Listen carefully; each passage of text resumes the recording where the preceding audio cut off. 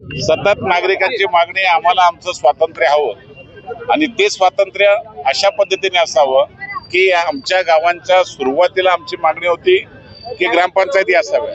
ग्रामपंचायतीनंतर आता लोकसंख्या वाढली. आता आमची मागणी एकच आहे की या गावांची स्वतंत्र नगरपालिका करावी आणि त्याला न्याय खऱ्या अर्थाने या 27 गावांना द्यावा.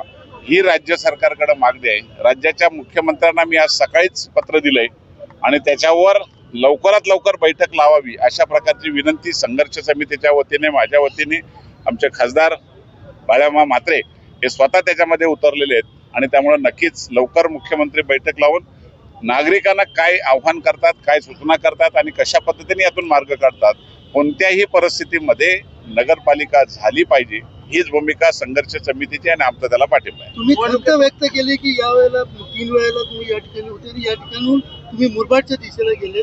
लोकसभा इकडची, विधानसभा इकडची असती तर हे समस्या आली नसती. 100% खात्रीने सांगतो, माझी दृष्टी ही नेहमी विकासाकडे असते आणि या गावांची नाळ मला पूर्ण माहिती आहे. या गावाने जे माझ्यावर प्रेम केलंय हे कोणावरच केलेलं नाही. मी आजही ठामपणे सांगतो का खूप चांगली गावं आहेत.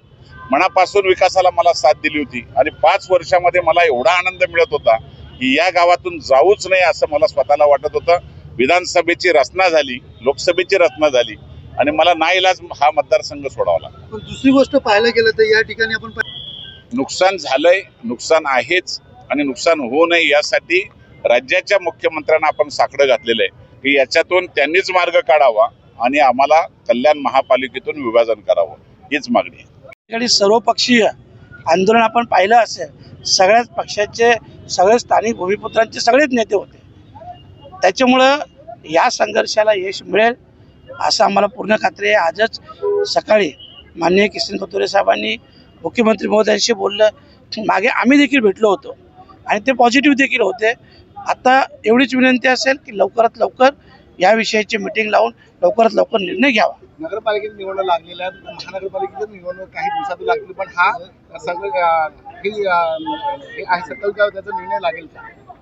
बघा आता ते भूमिका असणार नाही, निर्णय लागेपर्यंत आमची भूमिका ठाम आहे.